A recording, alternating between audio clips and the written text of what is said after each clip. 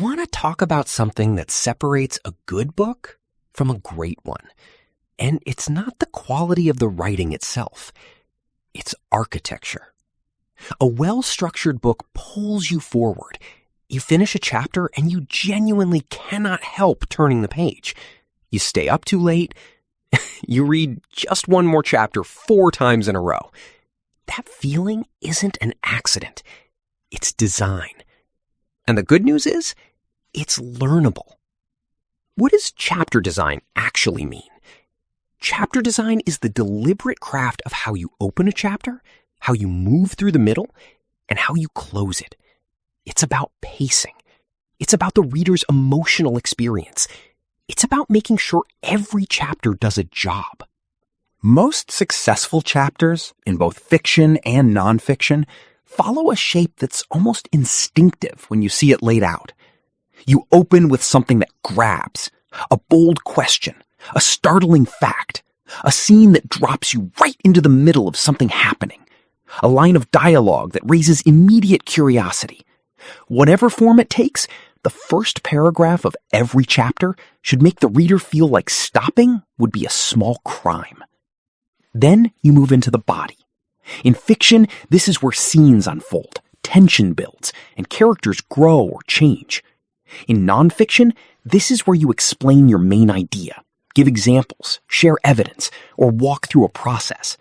The body is the substance, but it still needs momentum.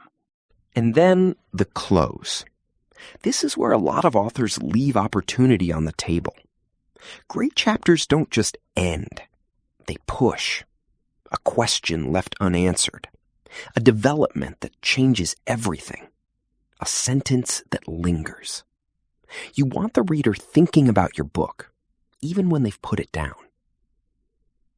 How long should a chapter be?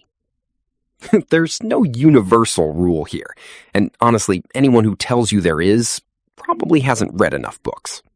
But there are useful patterns by genre. Thrillers and commercial fiction tend to use short chapters, sometimes as few as 500 words.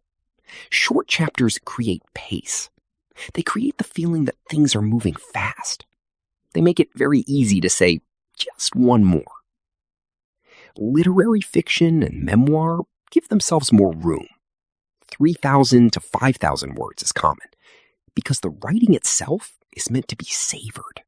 Nonfiction chapters often cluster around a single topic, and length follows content. Some chapters naturally need 2,000 words. Some need 6,000.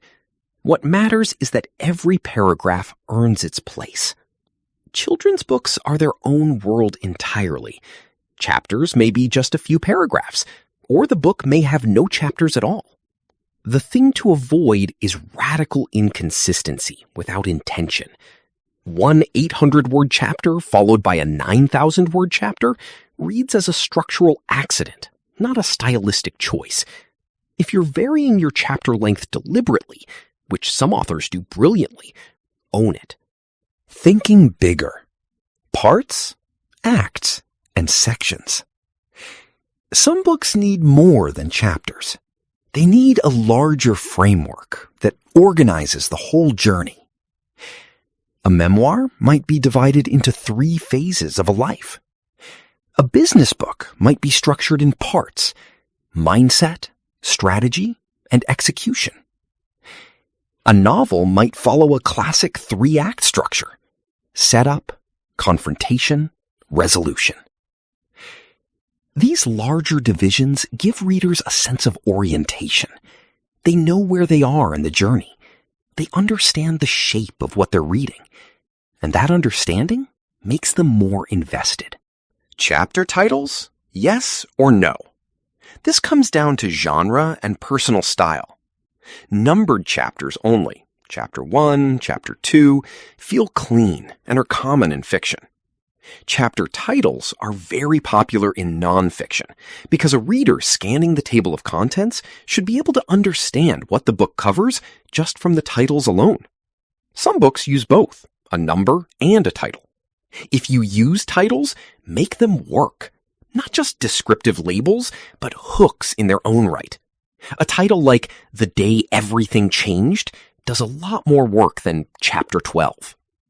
Before you write, or before you edit, map your chapters. 1 sentence per chapter, what happens or what's taught.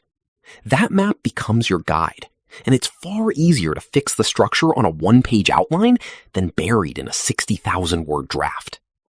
Now that we have the inside of the book taking shape, let's talk about everything that wraps around it.